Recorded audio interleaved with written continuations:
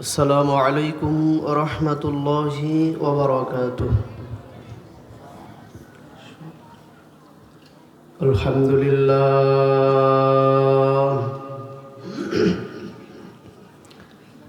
الحمد لله نحمده ونصلي على رسوله الكريم. أما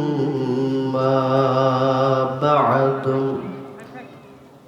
فقد قال الله تعالى في كلامه المجيد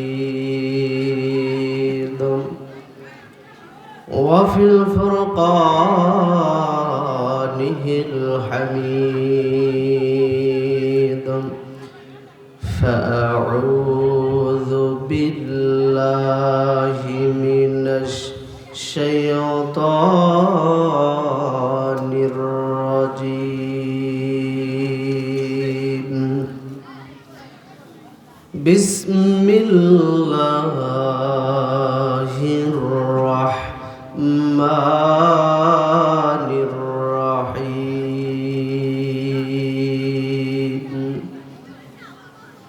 قل إن كنتم تحبون الله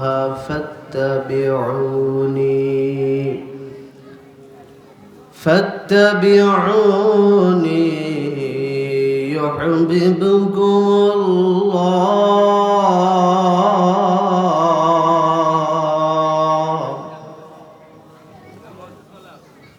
ويغفر لكم ذنوبكم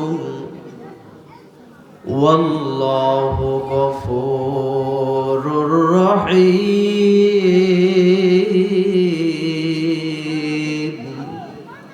صدق الله. وقال رسول الله صلى الله عليه وسلم: لا يؤمن أحدكم حتى أكون أحب إليه من والده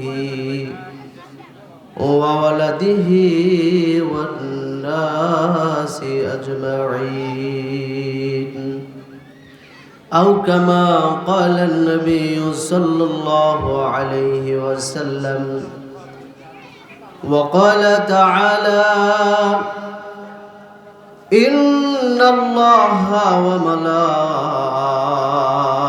وملائكته يصلون على النبي يا أيها الذين آمنوا صلوا عليه وسلموا تسليما. সকলে জবান করে দরুদ ইব্রাহিম পড়ে। اللهم صل على محمد وعلى آل محمد كما صليت على إبراهيم وعلى آل إبراهيم إنك حميد مجيد. اللهم بارك على محمد وعلى آل محمد كما باركت على إبراهيم وعلى آل إبراهيم إنك حميد مجيد. সকলে জবান খুলে পড়েন বালাগাল উলা বি كماله كشف الدجى بجماله حسنت جميع خصاله صلوا عليه وآله. একটু জবান খুলে জিকির করেন লা ইলাহা ইল্লাল্লাহ। জোরে লা ইলাহা ইল্লাল্লাহ লা ইলাহা ইল্লাল্লাহ আল্লাহ। জবান খুলে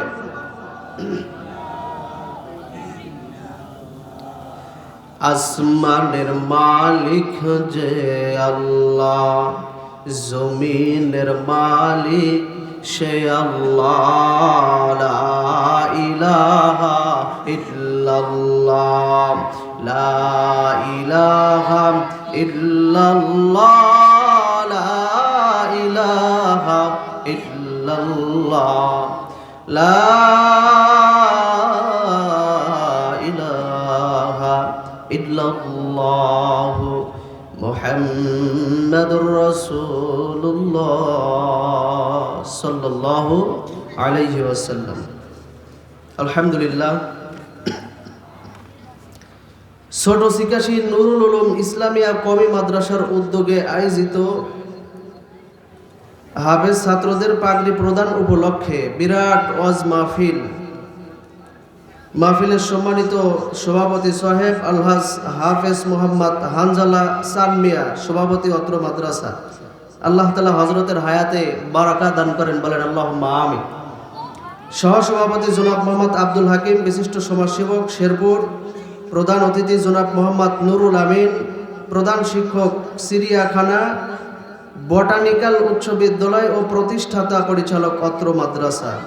পাগড়ি প্রদান করবেন আল্লামা মুফতি আব্দুল মান্নান কাসিমি, শাইখুল হাদিস টালিখোলা মাদ্রাসা যশোর।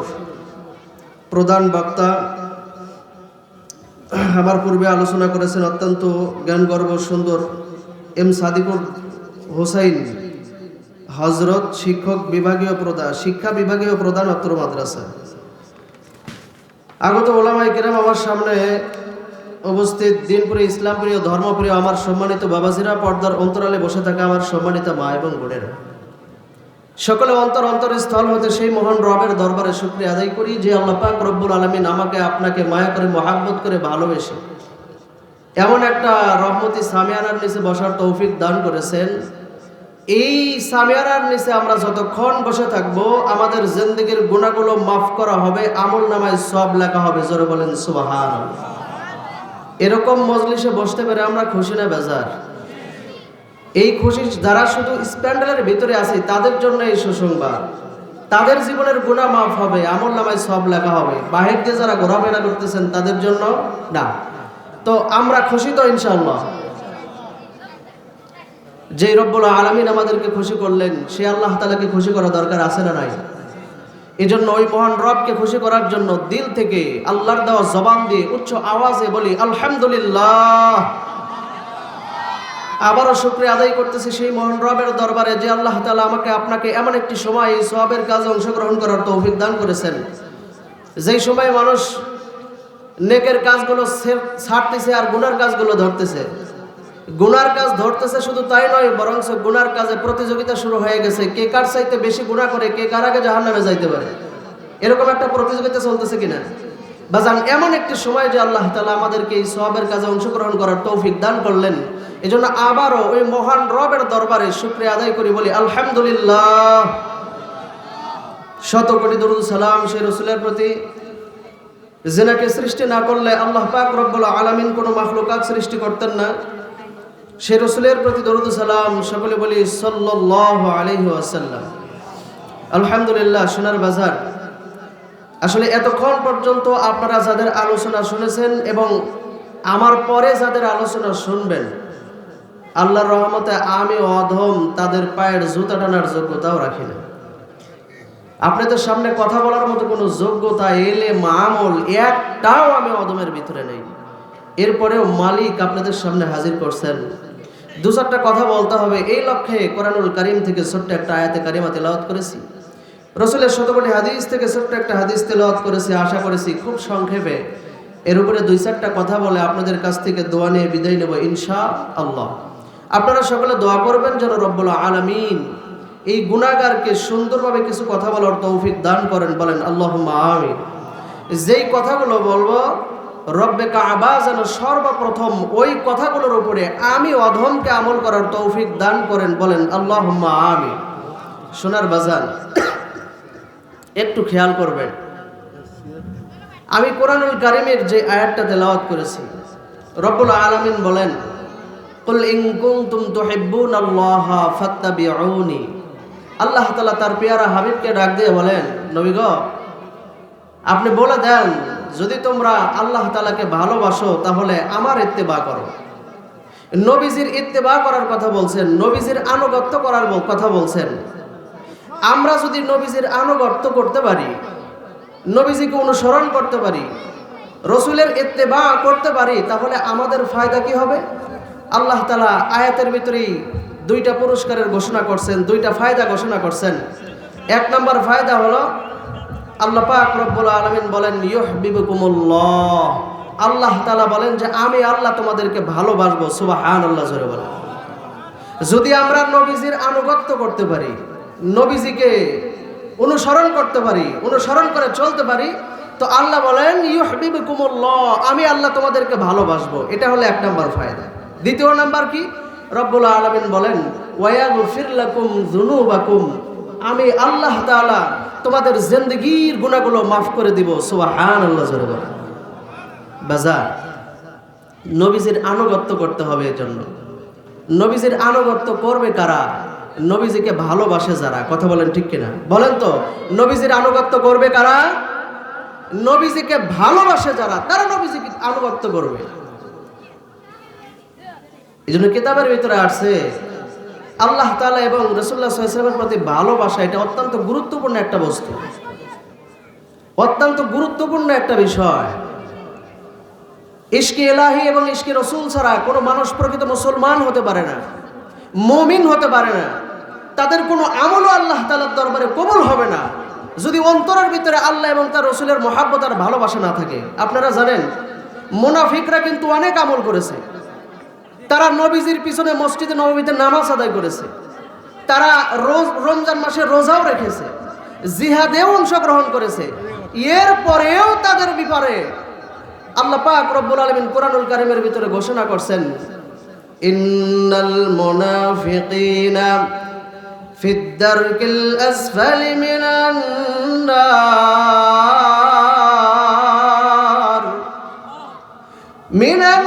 নার ওয়া লান তাজিদ লাহুম নাসীরা।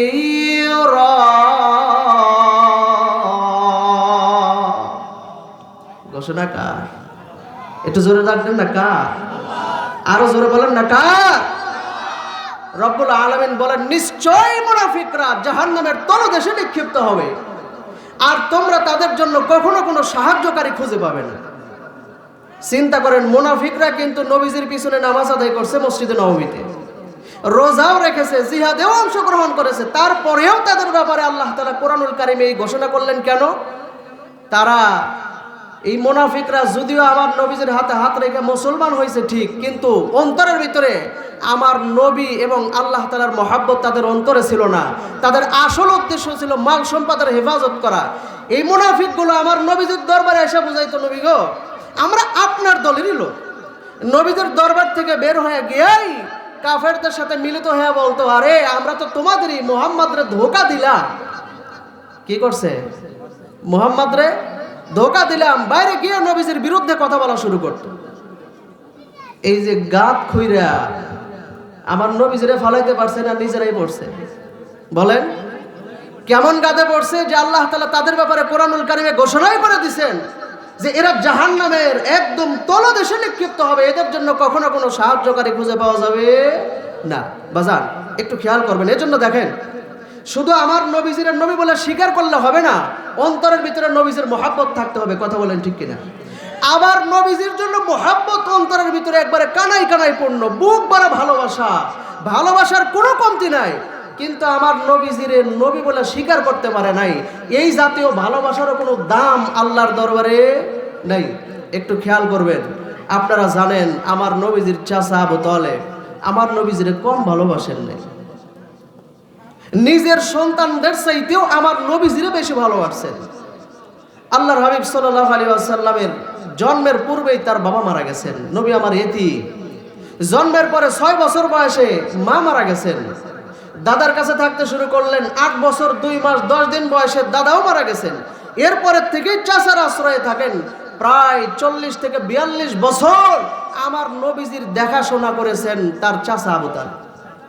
আমার নবীরে কম ভালোবাসেন নাই। নবীজি রাত্রিবেলা ঘুমান এক রুমে, ঘুম থেকে জাগার পরে দেখেন আর এক রুমে। কয়েকদিন এরকম হওয়ার পরে নবী আমার আশ্চর্য হয়ে গেছেন, ব্যাপারটা কি? আমি ঘুমাই এক রুমে, ঘুম থেকে জাগার পরে দেখে আর এক রুমে। চাচাকে জিজ্ঞেস করছেন, চাচা ব্যাপার তো বুঝি না, আমি রাত্রে ঘুমাই এক রুমে, ঘুম থেকে জাগার পরে দেখে আর এক রুমে, কারণটা কি? চাচায় ডাক দিয়ে বলেন, ভাতিজা, এই মক্কার জমিনে তোমার অনেক শত্রু আছে, অনেক জানি দুশমন আছে যারা তোমাকে মেরে ফেলতে চায়। তুমি যখন তোমার রুমে ঘুমাও, তোমার রুমে ঘুমার পরে তোমারে আমার ছেলের রুমে দিয়ে, আমার ছেলেরে তোমার রুমে দিয়ে দেই, যাতে করে কখনো তোমার শত্রুরা যদি তোমাকে হত্যা করার জন্য আসে, তোমার জায়গায় আমার সন্তানকে হত্যা করে যাবে, তবুও তোমার শরীরে যেন বিন্দু পরিমাণ আঁচড় না লাগে। সুবহানাল্লাহ। এবার বুঝে থাকলে বলেন, ভালোবাসার কোনো কমতি ছিল? কোনো কমতি ছিল না। কিন্তু আমার নবীজির নবী বলে স্বীকার করতে পারে নাই। এই চাচা নবীজির জন্য এত কষ্ট করলেন। চাচার মৃত্যুর সময় যখন আমার নবী বারবার বলতেছিলেন, চাচা গো, আপনি শুধু একবার কালেমাটা পড়েন, যাতে করে আমি কিয়ামতের ময়দানে আপনার জন্য সুপারিশ করতে পারি, একবার শুধু আপনি কালেমাটা পড়েন। কিন্তু আল্লাহ তাআলার ফয়সালা, রব্বুল আলামিন ঘোষণা করে দেন, ইন্নাকা লা তাহদি মান আহবাবতা ওয়ালাকিন্নাল্লাহা ইয়াহদি মান ইয়াশা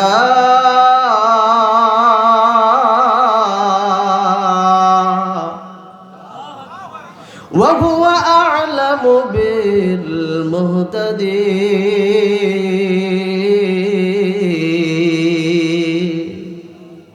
বাজান ঘোষণা কার? একটু জোরে ডাক দিয়ে বলেন না কার? আল্লাহ রাব্বুল আলামিন ডাক দিয়ে বলেন, আমার প্রিয় হাবিব, আপনি যাকে চাবেন, আপনি যাকে মহব্বত করবেন, আপনি যাকে ভালোবাসবেন, তাকে হেদায়েত দিতে পারবেন না। কিন্তু আল্লাহ পাক রব্বুল আলামিন যাকে চান তাকে হেদায়েত দেন। আর কে হেদায়েত প্রাপ্ত হবে এ বিষয়ের খবর জানেন কে? একটু জোরে ডাক দেন না কে? এ বাজান, আমার মাওলার দিয়ে জবান দিয়ে আমার মাওলার ডাক দিতে কোনো অসুবিধা আসেনি? বাজান রে, জবানের মালিক কে? আমার জবান দিয়ে কথা বলার শক্তি দান করেছেন কে? মুহূর্তের ভিতরে এই জবান আটকায়া দেওয়ার ক্ষমতা কার? বাজান রে আমার আল্লাহ পাক রব্বুল আলামিন সব বিষয়ের খবর জানে। আমি যেই কথা বলতেছিলাম একটু খেয়াল করবেন। আমার নবীজিরে নবী বলে স্বীকার করবে, অথচ অন্তরের ভিতরে নবীজির মহব্বত রাখবে না, অন্তরের ভিতরে নবীজির ভালোবাসা থাকবে না। এই জাতীয় ইসলাম গ্রহণের কোনো দাম নাই। আবার আমার নবীর জন্য ভালোবাসা বুক ভরা আছে, ভালোবাসার কোনো কমতি নাই। কিন্তু আমার নবীজিরে নবী বলে স্বীকার করতে পারে নাই। বাজান রে, ওই জাতীয় ভালোবাসার কোনো দাম আমার আল্লাহর দরবারে নাই। আল্লাহর দরবারে যদি দামি হইতে চায়, রব্বুল আলামিনের যদি ভালোবাসা পাইতে চায়, বাজান রে আমার আল্লাহ তাআলা আমার নবীজিরে নবী বলেও স্বীকার করতে হবে। নবীর ভালোবাসা অন্তরের ভিতরে পরিপূর্ণ থাকা লাগবে। কারণ আল্লাহর নবী ঘোষণা করছেন, লা ইউমিনু আহাদুকুম হাত্তা আকুনা আহাব্বা ইলাইহি মিন ওয়ালিদিহি ওয়া ওয়ালাদিহি ওয়ান নাসি আজমাইন। আল্লাহর নবী বলেন, যতক্ষণ পর্যন্ত তোমরা দুনিয়ার সব কিছুর চাইতে আমি পয়গম্বরে বেশি মহব্বত না করবা, ভালো না বাসবা, ততক্ষণ পর্যন্ত তোমরা পূর্ণাঙ্গ মুমিন হতে পারবা না। বাজানরে আমার নবীজিরে নবী বলে স্বীকারও করেছেন। নবীজির ভালোবাসাও অন্তরের ভিতরে কানাই কানাই পরিপূর্ণ ছিল। এই ইতিহাস যদি আমরা দেখতে চাই তো সাহাবায়ে কেরামের জীবনী ছাড়া বিকল্প নাই। বাজানরে আবার একটু খেয়াল করেন, সাহাবায়ে কেরাম রাদিয়াল্লাহু তাআলা আনহু আমার নবীজিরে কেমন ভালোবাসেন, আমার নবীর জন্য কেমন পাগল ছিলেন। নাম্বার 1 এর একজন সাহাবী আছেন গোটা উম্মতের ভিতরে, 1 নাম্বার রওজা। আল্লাহর পয়গম্বরের পরিজার মর্যাদা বলেন তো তার নামটা কি? হযরত আবু বকর সিদ্দিক রাদিয়াল্লাহু তাআলা আনহু আমার নবীর জন্য কেমন পাগল ছিলেন। বাজান, ইসলাম গ্রহণ করার পরে কিছুদিন যাইতে না যাইতে আল্লাহর পয়গম্বরের ডাক দিয়ে বলেন, ওগো নবী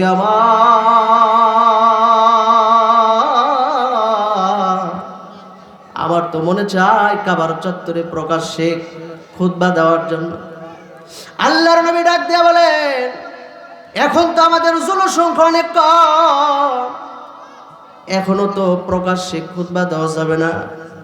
কিন্তু হযরতে আবু বকর সিদ্দিক রাদিয়াল্লাহু তাআলা আনহু যখন বারবার রিকোয়েস্ট করেন তো নবীজি রাজি হয়ে গেছে।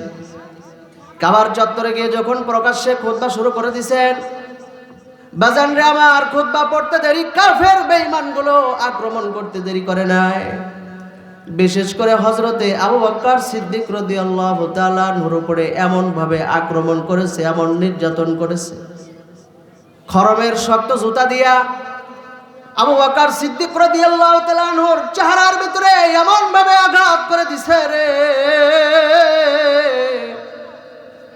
আঘাতে আবু বকর সিদ্দিক রাদিয়াল্লাহু তাআলা আনহুর চেহারা একদম থেতলে গেছে, ছেঁচে গেছে। সিদ্দিক আকবরের হোশ নাই, জ্ঞান শূন্য হয়ে জমিনে পড়ে গেছেন, তার কোনো হোশ নাই। হযরত আবু বকর সিদ্দিক রাদিয়াল্লাহু তাআলা আনহুর কওমের লোকগুলো মনে করেছে হয়তো আবু বকর মারা গেছে, আর মনে হয় সে জীবিত নাই। আবু বকর রাদিয়াল্লাহু তাআলা আনহুকে কাপড়ের সঙ্গে জড়াইয়া নিয়া বাড়ির দিকে রওনা করে দেয়, আর কওমের লোকগুলো ঘোষণা করে, আবু বকরের যদি কিছু হয় তাইলে কিন্তু আমরা তোমাদেরকে ছাড়বো না, এর বদলা কিন্তু আমরা নেব। হযরত সিদ্দিক আকবর রাদিয়াল্লাহু তাআলা আনহুকে যখন বাড়িতে নিয়ে যায়, বাড়িতে নিয়ে যাওয়ার পরে বলে, আবু বকরের মাথায় একটু পানি দাও। হযরতে আবু বকর সিদ্দিক রাদিয়াল্লাহু তাআলা আনহুর মাথায় যখন পানি ঢালা শুরু করে দিছে, বাজান রে আমার, ওনার জ্ঞান চলে আসছে। জ্ঞান ফেরার সাথে সাথে ডাক দিয়া বলে, মাগো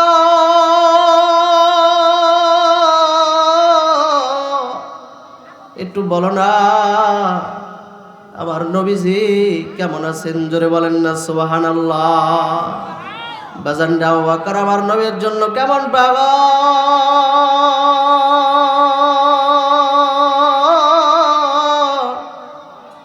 মার খাইয়া যেই লোকটার হুঁশ নাই, যেই লোকটার জ্ঞান নাই,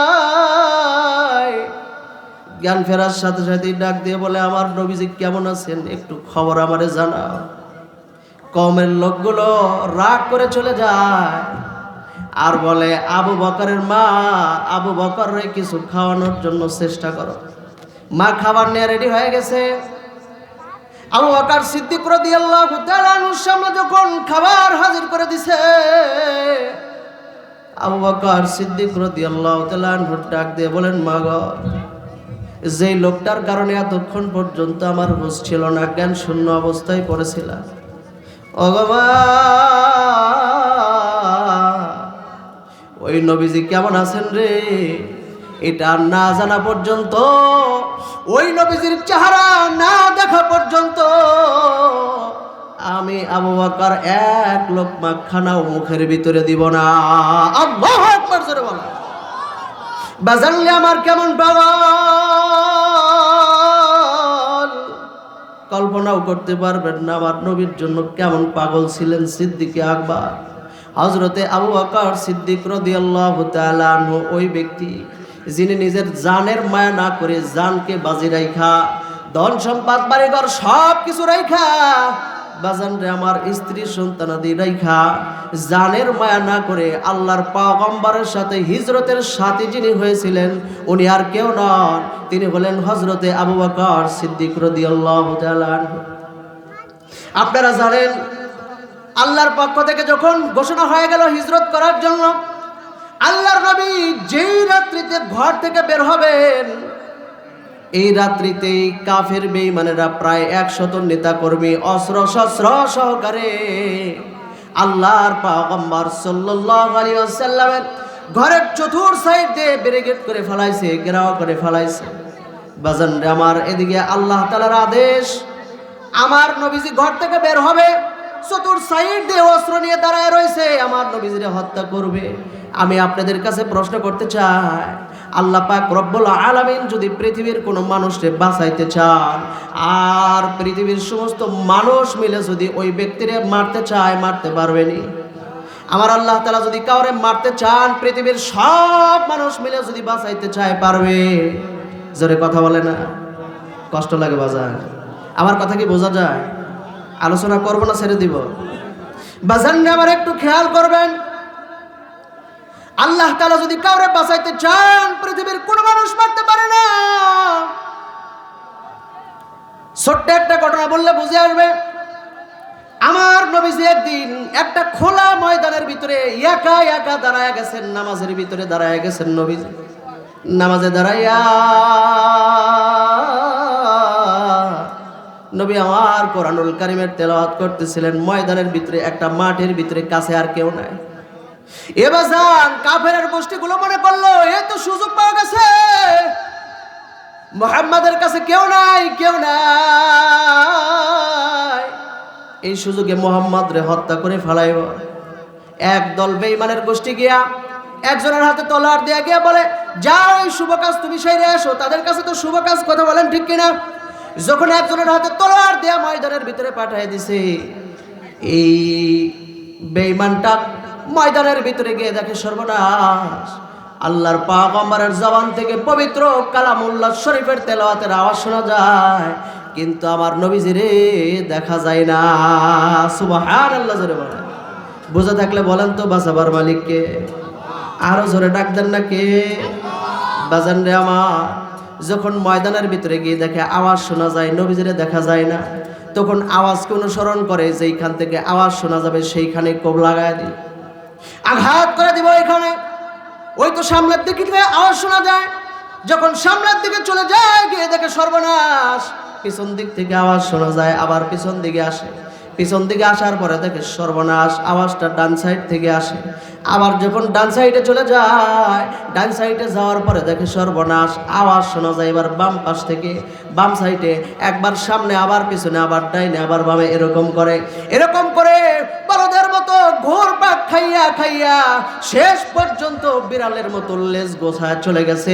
আমার নবীজির শরীর থেকে একটা লোম পর্যন্ত উঠাইতে পারে না।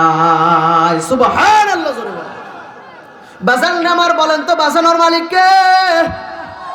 মরণ দেওয়ার মালিককে? এ বাজান, আল্লাহ তাআলা যদি কাউরে মারতে চান ভিটা বাড়ি সব কিছু বিক্রি কইরা আপনি মাদ্রাজ নিয়ে যাবেন, তো ওইখান থেকে লাশ কফিনে করে বাংলার জমিনে ফেরত পাঠায় দিবে। কথা বলেন ঠিক কিনা? বাজান রে আমার, যেই কথা বলতেছিলাম, আল্লাহর পয়গম্বর ঘর থেকে বের হবেন, চতুর সাইড দিয়ে কাফের বেঈমানগুলো নবীজির ঘর ঘেরাও করে ফেলাইছে। আল্লাহর নবী আল্লাহ তাআলার আদেশ পাওয়ার পর সূরা ইয়াসিনের প্রথম আয়াত থেকে তেলাওয়াত করতে করতে বাজান রে ঘরের মেজো থেকে এক মুষ্টি বালু কোনা হাতের ভিতরে উঠায় নিয়া সূরা ইয়াসিনের প্রথম আয়াত থেকে তেলাওয়াত করতে করতে যখন চলে আসছেন, ফাগশাইনাহুম ফাহুম লা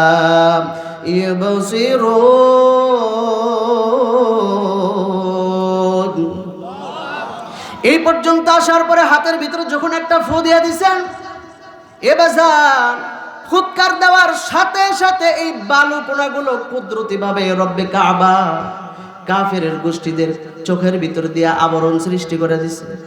কাফের বেঈমানগুলো চোখ ডলাডলি শুরু করেছে।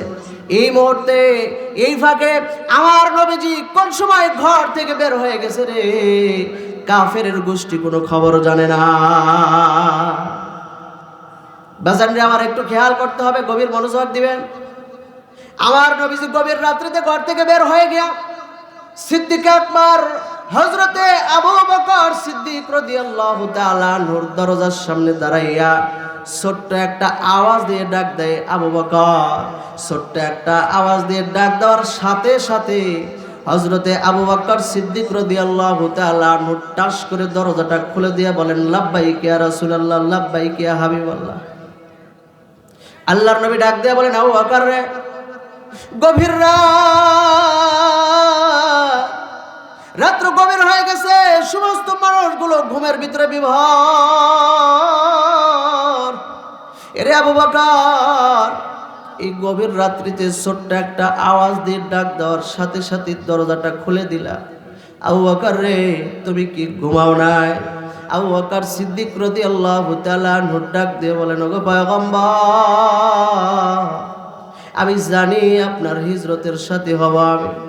নবী গো, আমি আবু বকর নরম বিছানায় শুয়ে শুয়ে ঘুমাইব, আর আপনি রহমাতাল লিল আলামিন আমার দরজার পাশে আবু বকর বলে বলে চিল্লাইবেন। দরজায় দাঁড়ায় দাঁড়ায় কষ্ট করে দাঁড়ায় দাঁড়ায় থাকবে, এটা আমি আবু বকর সহ্য করতে পারবো না। এই জন্য আমি আবু বকর না ঘুমাইয়া আপনার অপেক্ষায় দরজার সামনে দাঁড়ায় রইছি। বাজান রে, আমার কেমন পাগল ছিলেন আবু বকর সিদ্দিক রাদিয়াল্লাহু তাআলা আনহু, আমার নবীর জন্য কেমন পাগল ছিলেন। এ বাজান, সংক্ষেপে বলতেছে, শুধু বোঝাবার জন্য একটু খেয়াল করেন। আবু বকর সিদ্দিক রাদিয়াল্লাহু তাআলা আনহুকে সঙ্গে নিয়ে আমার নবীজি যখন রওনা করে দিয়েছেন, ঘর থেকে বের হয়ে গেছেন, গারে সুরের দিকে রওনা করছেন, গভীর রাত। হযরতে আবু বকর সিদ্দিক রাদিয়াল্লাহু তাআলা আনহু এই গভীর রাত্রিতে একবার পয়গম্বরের সামনে গিয়ে দাঁড়ায়, চলতে চলতে চলতে চলতে আবার পিছন সাইডে গিয়ে দাঁড়ায়, আবার কিছু সময় চলতে চলতে চলতে চলতে ডান পাশে গিয়ে দাঁড়ায়, ডান পাশে কিছু সময় চলতে চলতে আবার বাম পাশে গিয়ে দাঁড়ায়। নবী আবার ডাক দিয়ে বলেন, আবু বকর, তুমি একবার সামনে যাও, আবার পিছনে যাও, আবার ডানে যাও, আবার বাম সাইডে গিয়ে দাঁড়াও। আবু বকর রে, তুমি এরকম করতেছো কেন? কারণটা কি? আবু বকর সিদ্দিক রাদিয়াল্লাহু তাআলা আনহু ডাক দিয়ে বলেন, ওগো পয়গম্বর, আমার কেমন যেন কলিজায় মানে না, মনে হয় যেন সামনের দিক থেকে আপনার উপরে কেউ আক্রমণ করার জন্য আসছে। এই জন্য আমি আবু বকর আপনার সামনে গিয়ে দাঁড়ায় যায়। ওগো নবীজি, সামনে চলতে চলতে কেমন যেন কলিজায় মানে না, মনে হয় যেন পিছন দিক থেকে আপনার উপরে কেউ আক্রমণ করার জন্য আসছে। এই জন্য আমি আবু বকর আপনার পিছন সাইডে গিয়ে দাঁড়ায় যায়। চলতে চলতে আবার কেমন যেন মনে মানে না গো পয়গম্বর, মনে হয় যেন ডান দিক থেকে আপনার উপরে কেউ আক্রমণ করার জন্য আসছে। এই জন্য আমি আবু বকর আপনার ডান পাশে গিয়ে দাঁড়ায় যায়। আবার কিছু সময় চলার পর মনে মানে না, মনে হয় যেন বাম পাশ থেকে আপনার উপরে কেউ আক্রমণ করার জন্য আসছে। এই জন্য আমি আবু বকর আবার আপনার বাম পাশে গিয়ে দাঁড়া যায়। এই জন্য একবার সামনে, আবার পিছনে, আবার ডাইনে, আবার বামে এরকম করতেছিলাম। আল্লাহর নবী ডাক দিয়ে বলেন, আবু বকর,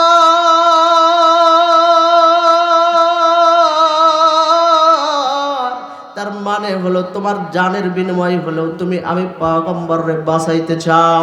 আবু বকর সিদ্দিক রাদিয়াল্লাহু তাআলা আনহু বলেন, জি ইয়া রাসূলুল্লাহ, কারণ আমি একজন সাধারণ মানুষ, আমি যদি মরে যাই জাতির কোনো ক্ষতি হবে না, কিন্তু গো পয়গম্বর, আপনি রাহমাতাল লিল আলামিন, আপনি যদি এখন মারা যান গোটা উম্মত ধ্বংস হয়ে যাবে রে।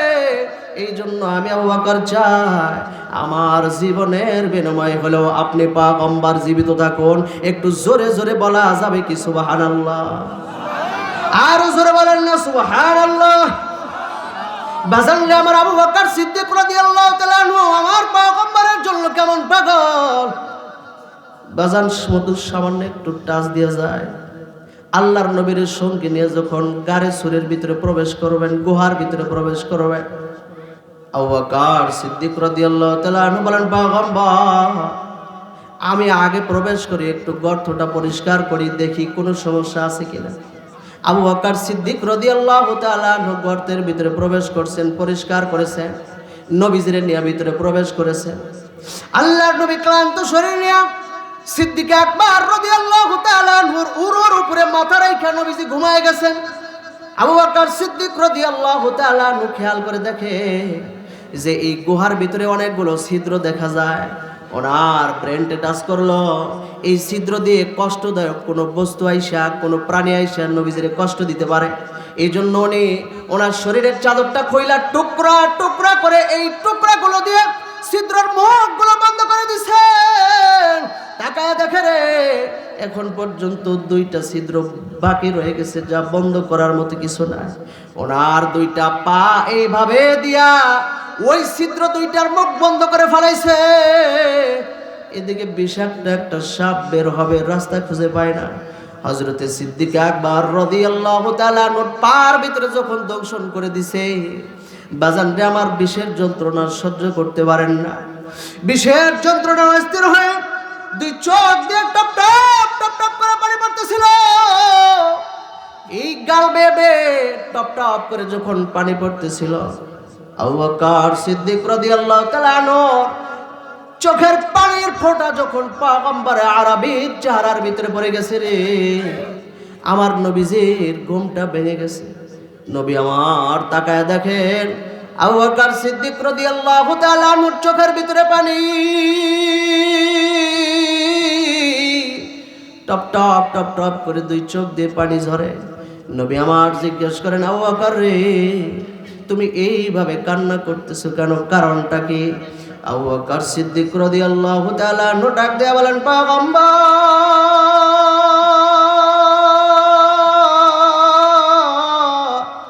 বিষাক্ত সাপে দংশন করেছে গো নবীজি, যন্ত্রণা সহ্য করতে পারে না, ব্যথা সহ্য করতে পারে না, এর জন্য কাঁদি। নবী আমার সাথে সাথে তার পবিত্র জবান থেকে পবিত্র থুতু মোবারক যখন ক্ষতস্থানে লাগায় দিছে রে, লাগানোর সাথে সাথে আল্লাহ পাক রব্বুল আলামিন সমস্ত ব্যথাগুলো ভালো করে দিয়েছেন। সুবহানাল্লাহ, জোরে বল। ব্যথা ভালো হয়ে গেছে।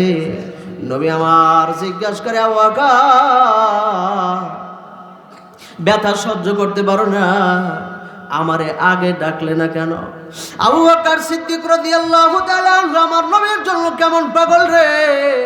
সিদ্দিক আকবর ডাক দিয়ে বলেন, পয়গম্বর, আপনি আমার উপরে মাথা রেখে ঘুমাচ্ছেন, আরাম করতেছেন নবী আমার, আর আমি আবু বকর আপনার ঘুমের ব্যাঘাত ঘটাইব, এটা কখনো হতে পারে না। ওগো নবীজি, ব্যথা সহ্য করতে না পেরে যদি আমি আবু বকর মারাও যাইতাম, তবু আপনি পয়গম্বর, আপনার ঘুমের কোনো ব্যাঘাত আমি আবু বকর ঘটাইতাম না। বাজান রে, আমার কেমন পাগল ছিলেন আমার নবীর জন্য, আমরা আমার নবীর জন্য কেমন পাগল। তারা তো আমার নবীর জন্য নিজেদের জীবন বিলায় দিছে, আর আমরা নবীর জন্য এমন পাগল রে, আজও পর্যন্ত স্ত্রীর খুশি করতে গিয়া নবীজির সুন্নাত তরিকায় দাড়িটা পর্যন্ত রাখতে পারি না। এই কথা বলেন ঠিক কিনা? বাজানরে আমার আবু বকর সিদ্দিক রাদিয়াল্লাহু তাআলা আনহু নবীর জন্য এমন কষ্ট করেছেন। এই কষ্ট করার কারণে ফায়দাটা কি হয়েছে? পরদিন সকালবেলা আল্লাহর হাবিব জনাবে মুহাম্মদুর রাসূলুল্লাহ সাল্লাল্লাহু আলাইহি ওয়াসাল্লাম ডাক দিয়ে বলেন, আবু বকর রে, তোমার শরীরের চাদরটা কোথায়? আবু বকর সিদ্দিক রাদিয়াল্লাহু তাআলা আনহু ডাক দিয়ে বলেন, ওগো নবীজি, আমার চাদরটা টুকরা টুকরা করে ছিদ্রর মুখগুলো বন্ধ করে দিয়েছে। আল্লাহর নবী যখন এই কথা শুনেছেন, আল্লাহর পয়গম্বর সাল্লাল্লাহু আলাইহি ওয়াসাল্লাম এই কথা শোনার সাথে সাথে দোয়া করতেছেন আবু বকরের জন্য, আল্লাহুম্মা জাআল আবু বকরিন মাই ফিল জান্নাহ। ও আল্লাহ, আবু বকর আমার জন্য এমন কাজ করেছে, রব্বুল আলামিন আপনি আবু বকর রে আমার সাথে একই মর্যাদা, একই স্থানে জান্নাতের ভিতরে আমার সঙ্গে বসবাস করার তৌফিক দিয়ে। রব্বুল আলামিন দোয়া কবুল করে নিছেন। ওহীর মাধ্যমে আমার নবীজিরে জানাইও দিয়েছেন আল্লাহ তাআলা যে, ওগো পয়গম্বর, আপনার দোয়া আমি আল্লাহ তাআলা কবুল করে নিলাম। আবু বকর সিদ্দিক রাদিয়াল্লাহু তাআলা আনহু জান্নাতের ভিতরে আপনার সাথে একই মর্যাদায় বসবাস করবে, অবস্থান করবে। সুবহানাল্লাহ। বাজানরে আমার, সাহাবায়ে কেরাম আমার নবীর জন্য কেমন পাগল, কল্পনাও করে শেষ করতে পারবেন না। একটু খেয়াল করেন, অল্প সময়ের ভিতরে আলোচনা শেষ হয়ে যাবে।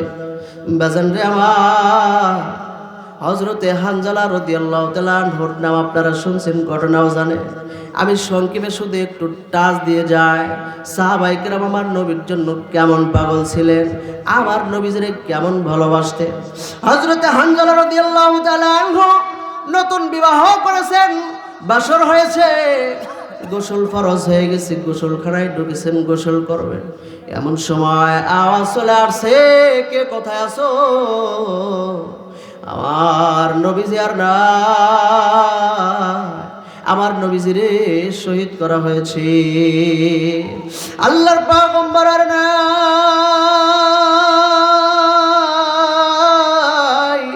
আল্লাহর নবী নাই। এই আওয়াজ যখন কানের ভিতরে চলে আসছে, হযরতে হানজালা রাদিয়াল্লাহু তাআলা আনহু ময়দানের দিকে দৌড়ানো শুরু করে দিয়েছে। বিবি ডাক দিয়ে বলে, প্রাণের স্বামী আমার, আপনি তো নাপাক, আপনারা তো গোসল করা লাগবে। হযরতে হানজালা রাদিয়াল্লাহু তাআলা আনহু ডাক দিয়ে বলেন, বিবি রে, কার জন্য গোসল করব রে বিবি? আরে বিবি, যার জন্য দিন পাইলাম, যার জন্য ইসলাম পাইলাম, যার জন্য জাহান্নামের রাস্তা থেকে জান্নাতের রাস্তা খুঁজে পাইলাম, ওই লোকটা আর দুনিয়ার ভিতরে না। কার জন্য গোসল করব রে বিবি? ওরে বিবি, বিদায় দাও, বিদায় দাও, দেখা হবে হাসরের ময়দানে। যুদ্ধের ময়দানে চলে গেছে।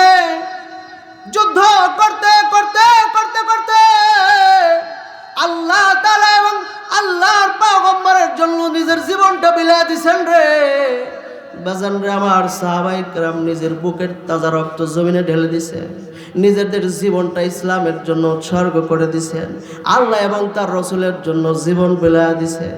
অথচ আজও পর্যন্ত আমরা ওই নবীর উম্মাহ, আজও পর্যন্ত আল্লাহর পয়গম্বরের সুন্নাত মোতাবেক জীবন গড়াইতে পারি না। আমার 3.5 হাত বডির ভিতরে নবীজির সুন্নাত নাই, 3.5 হাত বডির ভিতরে নবীজির আদর্শ নাই, আমার পরিবারের ভিতরে নবীজির আদর্শ পাওয়া যায় না, আমার সমাজের ভিতরে পয়গম্বরে আরবির আদর্শ নাই, আমার রাষ্ট্রের ভিতরে পয়গম্বরে আরবির আদর্শ নাই। জোরে কথা বলেন ঠিক কিনা? বাজানগে আমার মহিলা সাহাবীরা পর্যন্ত আমার নবীর জন্য কেমন পাগল। এ মা, এ মহিলা সাহাবীরা আমার নবীর জন্য কেমন পাগল ছিল জানোনি? মারে একটু কান লাগায় শোনো। যখন ঘোষণা হয়ে গেছে আল্লাহর পয়গম্বর না, আল্লাহর এক বান্দা, আল্লাহর পয়গম্বরের এক মহিলা সাহাবী যুদ্ধের ময়দানের দিকে দৌড়ায়। একজনের সংবাদ দেয়, ও আল্লাহর বান্দী কোথায় যাও? তোমার কলিজার টুকরা সন্তান তো শহীদ হয়ে গেছে। আল্লাহর বান্দী ডাক দিয়ে বলে, কলিজার টুকরা সন্তান শহীদ হয়ে গেছে রে, এটার জন্য আফসোস করি না। তোমরা আমারে বলো বলো বলো, আমার নবীজি কেমন আছেন? জোরে বলেন না সুবহানাল্লাহ। আল্লাহর বান্দী আরো একটু সামনের দিকে আগায়, আর একজনের সংবাদ দেয়, ও আল্লাহর বান্দী কোথাও যাও? তোমার স্বামী না, তোমার প্রাণের স্বামীটা শহীদ হয়ে গেছে।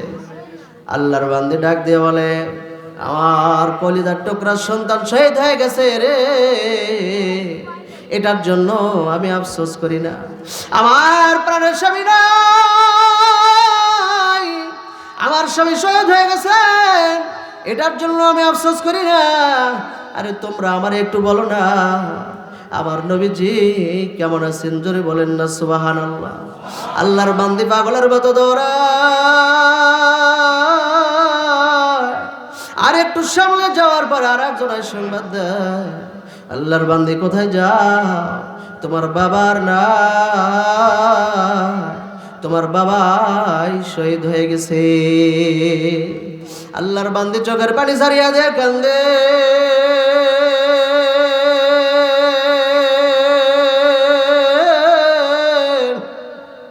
আর ডাক দিয়ে বলেন, আমার সন্তান চলে গেছেন, আফসোস করি না। স্বামী চলে গেছে, আফসোস করি না। বাবাই চলে গেছে, আফসোস করি না। তোমরা একটু আমারে বলবা কি?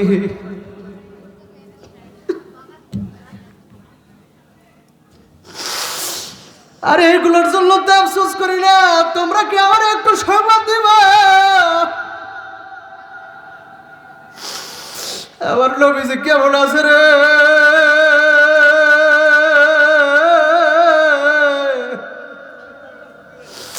আমার নবীজি কেমন আছেন? এই সংবাদের জন্য আমি পাগল। এই সংবাদের জন্য দৌড়াই, আমি আর কোনো সংবাদ চাই না। এ মা, ওই মা, ও মা তুমি আমার আল্লাহর নবীর জন্য কেমন পাগল মহিলা সাহাবী। কিতাবের ভিতরে আসছে এক মহিলা সাহাবী ছোট্ট একটা কলির সন্তান নিয়ে নবীজির সামনে হাজির হয়ে গেছে। আল্লাহর নবীজি যুদ্ধের ময়দানের দিকে যান, এক মা তার কলিজার টুকরা সন্তান নিয়ে হাজির।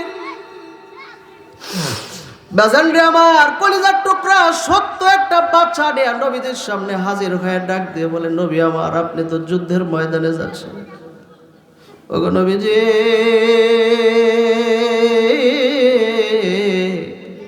দয়া করে আমার এই কলিজার টুকরা সন্তানটারে আপনি যুদ্ধের ময়দানে নিয়ে যাবেন। নবী আমার ডাক দিয়ে বলেন, ও আল্লাহর বান্দী, তোমার এই সন্তান দিয়ে কি হবে? সে কি তীর চালাইতে পারবে না, তলোয়ার চালাইতে পারবে রে? সে তো তীরও নিক্ষেপ করতে পারবে না, তলোয়ারও চালাইতে পারবে না, তারই দিয়ে কি হবে? ওই মহিলা সাহাবী ডাক দিয়ে বলেন, পয়গম্বর, আমি জানি গো, আমার কলিজার টুকরা সন্তান তীর নিক্ষেপ করতে পারবে না। ওগো নবীজি, আমার সন্তান তলোয়ার জাগাইতে পারবে না, কিন্তু নবী গো, আপনার দিকে কাফের বেঈমানরা যখন তীর নিক্ষেপ করতে থাকবে রে, ওই সময় আমার সন্তানটারে তীর সামনে তুলে ধরবেন, ডাল স্বরূপ ব্যবহার করবেন। অন্তত 2-4টা তীর খাইয়া আমার কলিজার টুকরা সন্তান হজম করতে পারবে। আল্লাহু আকবার। বাজানটা আমার কেমন পাগল! আল্লাহর পয়গম্বরে ডাক দিয়ে বলেন, ওগো নবীজি, তীরের আঘাতে আমার কলিজার টুকরা সন্তানের কলিজা ছিদ্র হয়ে যাক রে।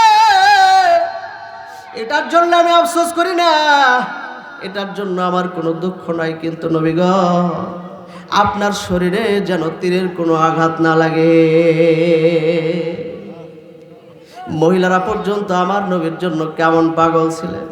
এ মা, আজও পর্যন্ত রসুলের আশেক হইতে পারলে না রে মা। আজও পর্যন্ত তোমার স্বামীটার একটু পা ধরে নামাজি বানাইতে পারলে না। আজও পর্যন্ত স্বামীটারের হাত ধরে একটু বলতে পারলে না, ওগো প্রাণের স্বামী আমার, কয়দিন এই দুনিয়ার জমিনে বাঁচবা? যে কয়দিন আসো একটু রসুলের আদর্শ মোতাবেক চলো না। স্বামী গ, আমার কোনো অসুবিধা নাই, তুমি সুন্নাত তরিকায় রসুলের দাড়িটা রাইখা দাও। ও মা, আজকে বাড়িতে গিয়ে একটু বলতে পারবা না? আমি শাহিন আলম প্রাণ খুলে দোয়া করে দিব রে, আল্লাহ পাক রব্বুল আলামিন যেন কিয়ামতের ময়দানে আল্লাহর পয়গম্বরের সুপারিশ নসিব করেন। জোরে বলেন না আল্লাহুম্মা আমিন। আমি আল্লাহ তাআলার দরবারে ওই মার জন্য দোয়া করব মালিক, ওই মারে আপনি স্বপ্নে যুগে আমার হাবিব রে স্বপ্নে যুগে দেখার তৌফিক দেন। বলেন আল্লাহুম্মা আমিন। মৃত্যুর আগে খানায় কাবার তওয়াফ করার তৌফিক দেন। বলেন আল্লাহুম্মা আমিন। যে মায়ে কাজটা করতে পারবো আমি দোয়া করবো, আল্লাহ তাআলা যেন নবীজির রওজা জিয়ারত করার তৌফিক দান করেন। বলেন আল্লাহুম্মা আমিন। বাজানরা আমার, সাহাবায়ে কেরাম আমার নবীর জন্য কেমন পাগল ছিলেন কল্পনাও করতে পারবেন না। আল্লাহর পয়গম্বরের একজন আশিক ছোট্ট একটা সাহাবী ছিলেন, নাম ছিল তার আবু তালহা।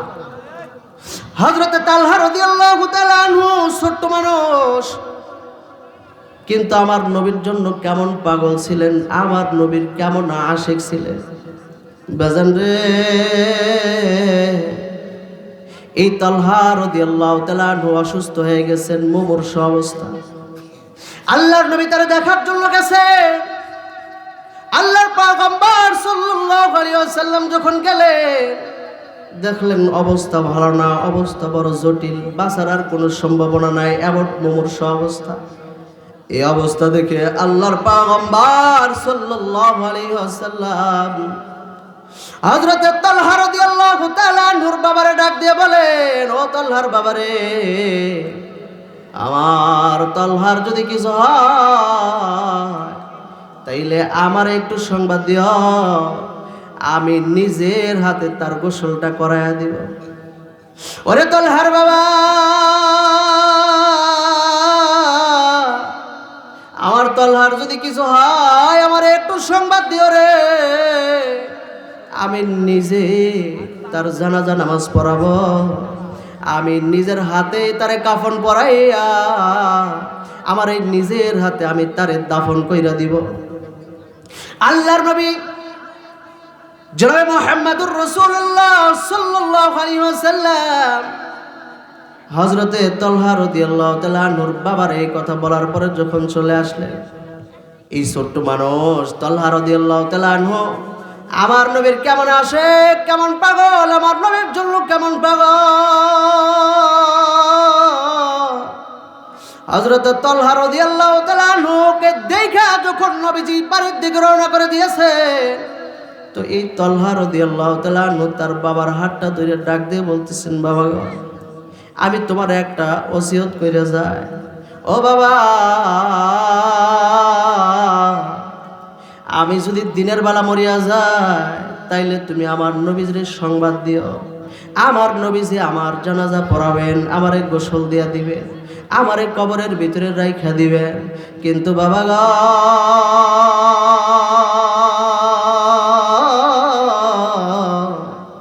আমি যদি রাত্রিবেলা মরিয়া যাই তাইলে কিন্তু আমার নবীজিরে তুমি খবর দিও না।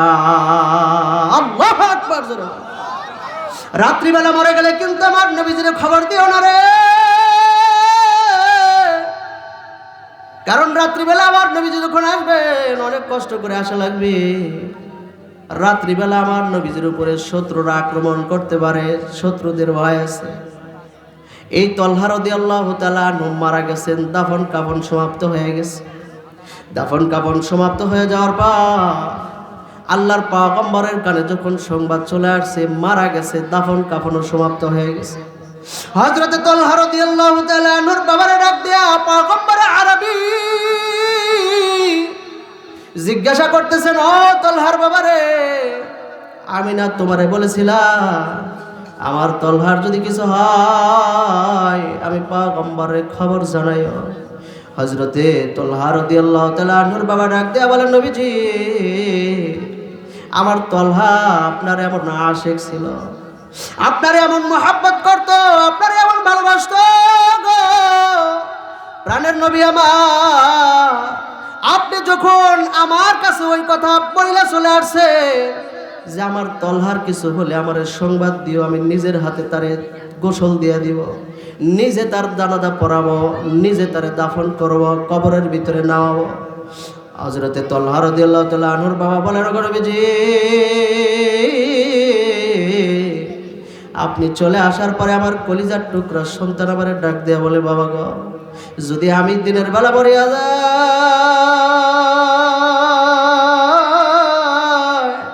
তাইলে তুমি আমার নবীদের সংবাদ দিও, আর যদি রাত্রেবেলা মরিয়া যায় তাইলে কিন্তু আমার নবীজিরে সংবাদ দিতে পারবা না, কারণ রাত্রিবেলা অনেক কষ্ট করে আসা লাগবে, শত্রুরা আমার নবীজির উপরে আক্রমণ করতে পারে রে। আমার তালহা এই ওসিয়ত আমারে করেছিল, যার কারণে নবীজি আমার তালহা যখন রাত্রিবেলা মারা যায় আমি তার দাফন কাফন কমপ্লিট করি, তার ওসিয়ত অনুযায়ী আমি আপনার সংবাদ দেই না। সুবহানাল্লাহ। বাজানলে আমার কেমন পাগল ছিলেন, আমার নবীর জন্য কেমন পাগল।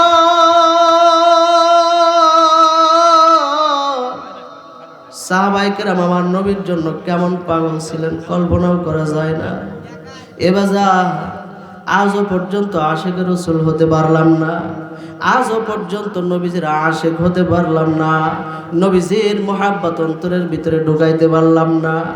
বাজান রে আমার, অথচ সাহাবায়ে কেরাম রাদিয়াল্লাহু তাআলা আনহু আমার নবীর জন্য এমন পাগল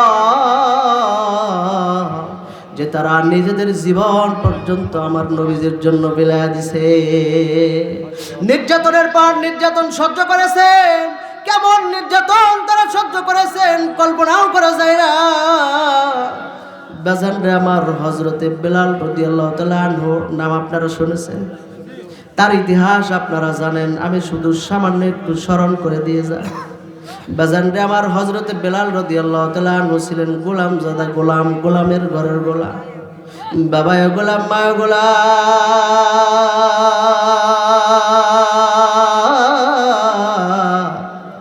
বাবায় গোলাম, মাও গোলাম। হযরতে বেলাল রাদিয়াল্লাহু তাআলা আনহু নিজেও একজন গোলাম। আল্লাহ তাআলারে আল্লাহ বলে স্বীকার করে নিছে, আমার নবীজিরে নবী বলে স্বীকার করে নিছে। অপরাধ ছিল শুধু এতটুকুই, আমার নবীজিরে নবী বলে স্বীকার করে নিছে। এটার জন্য তারা এমন কষ্ট, এমন নির্যাতন করা হয়েছে রে, কল্পনাও করা যায় না। হযরতে বেলাল রাদিয়াল্লাহু, এই বাবা দাঁড়ান না বাবা, আব্বু একটু রেখে দাও। হ্যাঁ, হযরতে বেলাল রাদিয়াল্লাহু তাআলা আনহু কেমন পাগল ছিলেন, কেমন কষ্ট করেছে। বাজান রে আমার, আমার আল্লাহকে আল্লাহ বলে স্বীকার করে নিয়েছে, আমার নবীজির নবী বলে স্বীকার করে নিয়েছেন। অপরাধ শুধু এতটুকু, বেঈমানের দলগুলো হযরতে বেলাল রাদিয়াল্লাহু তাআলা আনহুর খাবার বন্ধ করে দিয়েছে। শুধু তাই নয়, চাবুক দিয়ে তার শরীরে এমন ভাবে আঘাত করতে শুরু করে দিয়েছে, চাবুকের প্রতিটা আঘাতে আঘাতে শরীর থেকে চামড়াগুলো চাবুকের সাথে উঠে আসে রে, শরীর থেকে ফিলকি মেরে রক্ত বের হইতে থাকে। এরকম ভাবে নির্যাতন করে বেঈমানের বাচ্চাগুলো ক্ষান্ত হয় না। হযরতে বেলাল রাদিয়াল্লাহু তাআলা আনহুর গলার ভিতরে রশি লাগাইয়া, আমরা যেমন গরু ছাগলের গলার ভিতরে রশি লাগাইয়া এক জায়গা থেকে আর এক জায়গায় টাইনা টাইনা নিয়ে যায়, হযরতে বেলাল রাদিয়াল্লাহু তাআলা আনহুর গলার ভিতরে রশি লাগাইয়া শহরের অলিতে গলিতে টাইনা হেসরায় বেড়ায়। এইভাবেই ক্ষান্ত হয় না বেঈমানের বাচ্চাগুলো। হযরতে বেলাল রাদিয়াল্লাহু তাআলা আনহুরে উত্তপ্ত বালু কোড়ার উপরে শোয়া দিয়া বুকের উপরে বিশাল বড় পাথর চাপা দিয়ে দিছে। এই চাপার ভিতরেও বেলাল রাদিয়াল্লাহু তাআলা আনহুর জবান থেকে বের হয়, আহা তাহা তাহা তামারাল্লাহ। বাজানটা আমার এত কষ্টের পরেও জবান বন্ধ হয় না। সৌদি আরবে প্রচন্ড রৌদ্রের তাপে বাজার এক একটা বালু কোড়ার অবস্থা কেমন হতে পারে একটু খেয়াল করেন। কিছুদিন আগে একটা ভিডিও দেখলাম, আমার বাংলাদেশের কত ভাই সৌদি আরবে থাকে। এক যুবক ভাই আমার, এই যুবক ভাই সৌদি আরবের কেমন তাপমাত্রা এটা বোঝানোর জন্য খোলা আকাশে চুলার প্রয়োজন নাই, বাজান রে আমার কড়াইয়ের ভিতরে আস্ত ডিম ভেঙে দিয়ে রৌদ্রের তাপে এই ডিম বাজি করতেছে। রৌদ্রের তাপে ডিম বাজি হয়ে যায়, চুলার উপরে দেওয়ার প্রয়োজন হয় না। তাইলে একটু চিন্তা করে দেখেন সৌদি আরবের তাপমাত্রার অবস্থা কেমন। বাজান রে আমরা বাংলার জমিনে থাইকাই তাপমাত্রা সহ্য করতে পারি না, অথচ আমার বাংলাদেশ থেকে সৌদি আরব 19 মাইল উঁচু। 19 মাইল উঁচু একটা দেশ, তাপমাত্রা প্রখর হলে বাংলার জমিনে টেকা বড় মুশকিল হয়ে যায় রে। বাজান রে আমার একটু চিন্তা করেন সৌদি আরবের তাপমাত্রার অবস্থা কেমন হতে পারে, যেই তাপমাত্রায় চুলাবিহীন ডিম ভাজি করা যায়, ওই তাপমাত্রায় এক একটা বালু কোণার অবস্থা কেমন হতে পারে রে। অন্তত ভাষায় প্রকাশ করে বলার মতো, ভাষায় বোঝাবার মতো ভাষা আমার নাই। এই উত্তপ্ত গরম বালুর উপরে হযরতে বেলাল রাদিয়াল্লাহু তাআলা আনহুরে শোয়া দিয়া বুকের উপরে পাথর চাপা দিয়া তিরস্কার করে বলে, বেলাল রে হয়তো ইসলাম ছাড়বি নয়তো মরবি। হযরতে বেলাল রাদিয়াল্লাহু তাআলা আনহু ওই সময়ও তার জবান বন্ধ হয় না, জবান থেকে বের হয় আহা তাহা তাহা আমার আল্লাহ।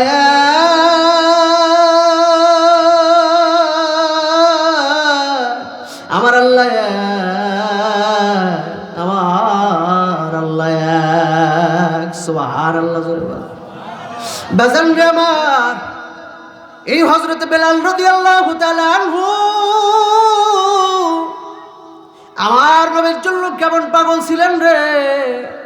এ বাজার, আল্লাহর পয়গম্বর যখন ইন্তেকাল করেন, নবী যখন মারা গেলেন, আল্লাহর পয়গম্বর মারা যাওয়ার পর পরদিন সকালবেলা ফজরের নামাজে যখন সাহাবায়ে কেরাম মসজিদে নববীতে হাজির হয়ে গেছেন ফজরের নামাজ আদায় করার জন্য, বেজান রে আমার, সমস্ত সাহাবায়ে কেরাম নামাজের মুসাল্লা সবাই ফুপায়া ফুপায়া কান্দে।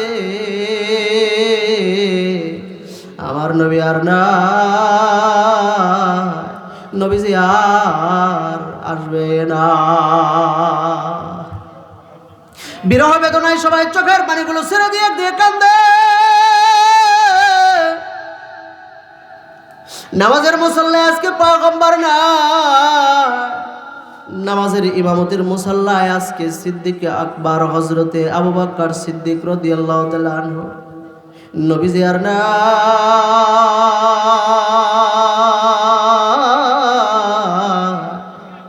নবীজির আর কোনোদিন দেখতে পারবো না। সাহাবায়ে কেরাম আমার নবীর জন্য বিরহ জ্বালায় কাঁদে, চোখ দিয়ে পানি ঝরঝর করে ছেড়ে দিয়ে কাঁদে। হযরত বেলাল রাদিয়াল্লাহু তাআলা আনহু গাট্টি গুট্টি সব কিছু বান্দা রেডি করে ফেলাইছে।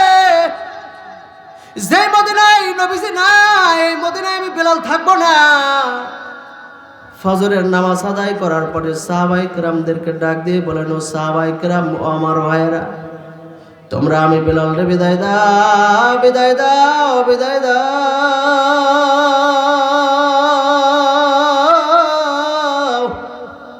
যেই শহরে আমি আমার নবী না,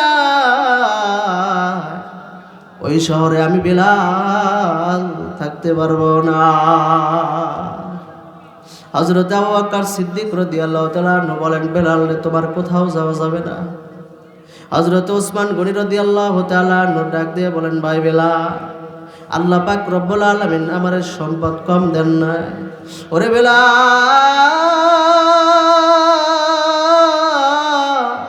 তুমি বলো বলো বলো, তোমার কি প্রয়োজন? আমি সব প্রয়োজন মিটাই দিব রে। কিন্তু ভাই বেলাল, মদিনা ছাইরা কোথাও যাওয়া যাবে না। হযরতে বেলাল রাদিয়াল্লাহু তাআলা আনহু চোখের পানি ছেড়ে দিয়ে কান্না করেন আর বলে, যেই শহরে আমার নবী না,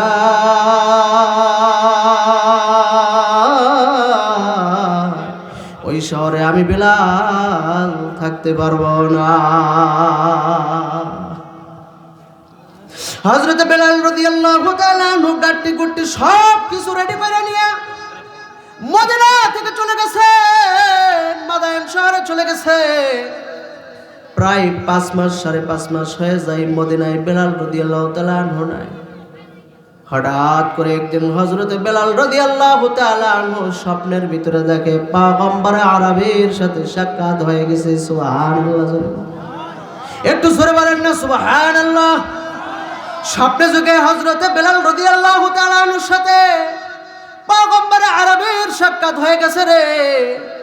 আল্লাহর পয়গম্বর সাল্লাল্লাহু আলাইহি ওয়াসাল্লামের সাথে সাক্ষাৎ হওয়ার পরে নবী আমার ডাক দিয়ে বলেন, রে বেলাল, আমার কবরের পাশে প্রায় সমস্ত সাহাবায়ে কেরামদেরকে দেখতে পাই, কিন্তু বেলাল রে, তোমারে কেন দেখা যায় না? ওরে বেলাল, কোথায় চলিয়া গেল রে? তোমারে কেন আমার কবরের পাশে দেখতে পাই না? হযরতে বেলাল রাদিয়াল্লাহু তাআলা আনহু এই স্বপ্নে দেখার পরে হযরতে বেলাল রাদিয়াল্লাহু তাআলা আনহু আবার গাট্টি গুট্টি সব কিছু রেডি করে ফেলাইছে। সব কিছু রেডি করে নিয়ে আবার মদিনার দিকে রওনা হয়ে গেছে।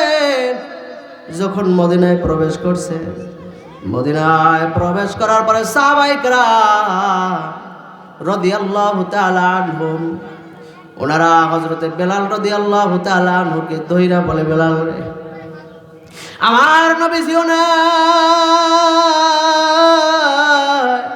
ওরে বেলাল তুমিও না, কতদিন হয়ে গেল তোমার জবান থেকে আজান শুনতে পাই না। বেলাল রে, একটু আজান দিবানি।